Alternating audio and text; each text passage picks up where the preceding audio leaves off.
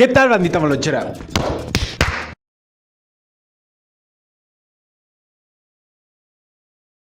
Bienvenidas y bienvenidos al noticiero de hoy, de miércoles 15 de abril 2020. Hoy iniciamos con varias noticias y esta es la primera. El día 14 de abril, la senadora Lili Téllez se convirtió en senadora sin partido al salirse de la bancada de Morena. El senador Ricardo Monreal, de una manera un tanto chusca, le deseó que le fuera bien y que Dios la ayudara.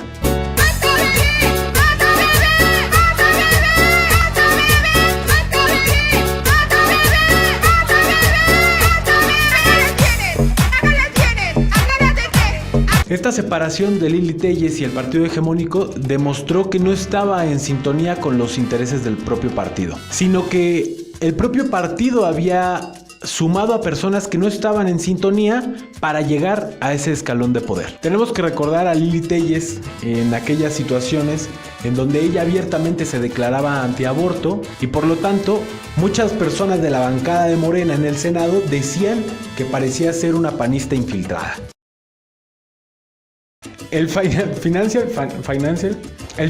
Times,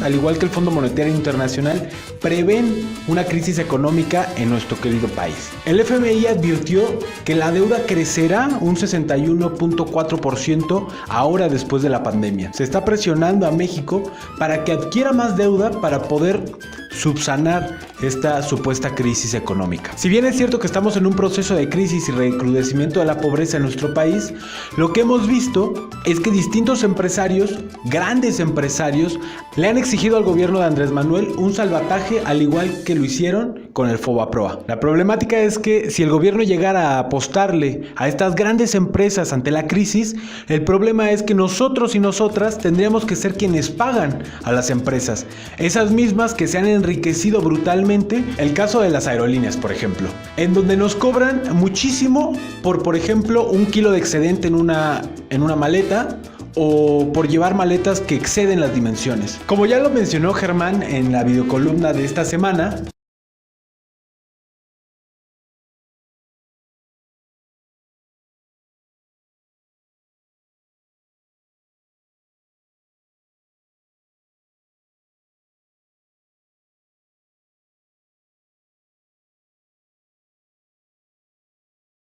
Víctor Gaspar, el director mencionó que esta gran crisis viene a partir de la caída de los precios del petróleo internacionales, la fuga de grandes capitales y los mayores costos financieros de esos préstamos internacionales.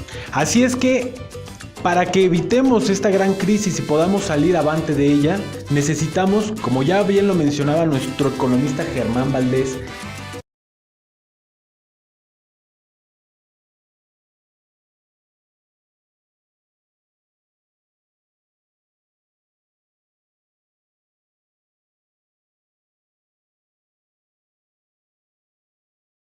la UNAM se deslindó de nuevo de su responsabilidad, ahora ya no con las compañeras de la Facultad de Filosofía y Letras o las compañeras que siguen en paro de otras facultades, sino ahora del Consejo de Salubridad General, bajo la presidencia del Consejo del doctor Jorge Carlos Alcocer Varela.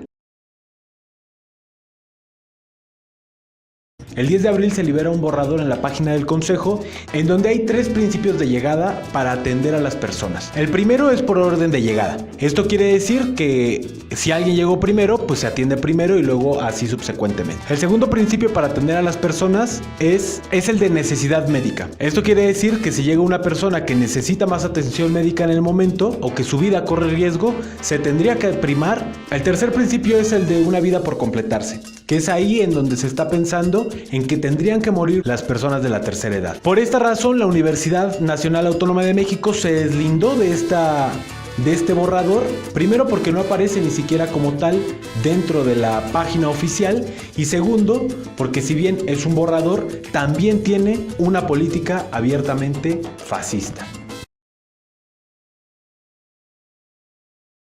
¿Por qué? Esto porque no tendría que primarse sobre una vida u otra. Ahora mismo hay atención médica que apoya a las personas que más lo necesitan en el momento en el que llegan y esperamos que siga siendo así. El día de hoy, en su conferencia matutina, Andrés Manuel López Obrador,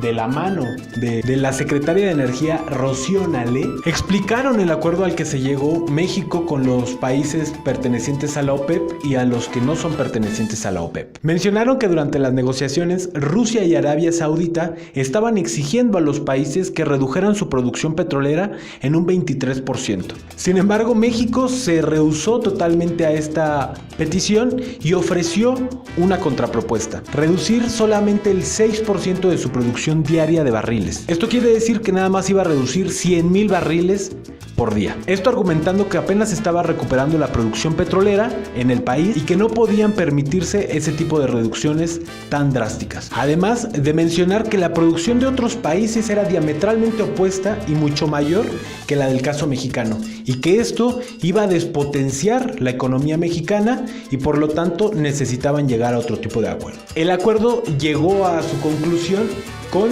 el gran primo del norte, Estados Unidos, bajo el liderazgo de Trump. Mencionaron que eran ellos quienes se iban a hacer cargo de la reducción faltante del caso mexicano. Quiere decir que iban a reducir 250,000 barriles más diarios para apoyar al caso mexicano. Esto porque además Estados Unidos está produciendo 1,5 millones de barriles por día. Así pues, las negociaciones lograron llegar a buen puerto y de esta manera destrabar la difícil política que se estaba llevando a cabo en los mercados internacionales petroleros. En la conferencia mañanera del día de hoy, Andrés Manuel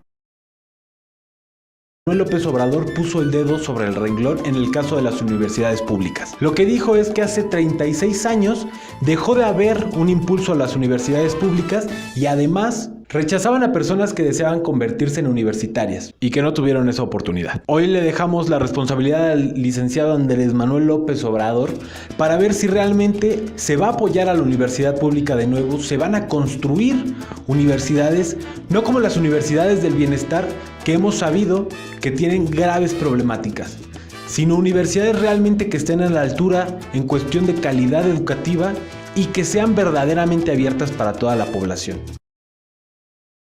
Hasta aquí dejamos el noticiero del día de hoy. El día de mañana nos vemos a la misma hora en el mismo canal. Y no se olviden de darle like, darle suscribir en la barrita de abajo, píquenle a la campana para estar bien informados e informadas. Y no se olviden también que nuestra campaña Esto es Cooperar sigue funcionando. Es probable que ya iniciemos la tercera fase y por lo tanto es necesario que sigamos cooperando con las personas que más lo necesitan ahorita. Y no se olviden que si una persona tiene un derecho y las demás no, entonces es un privilegio.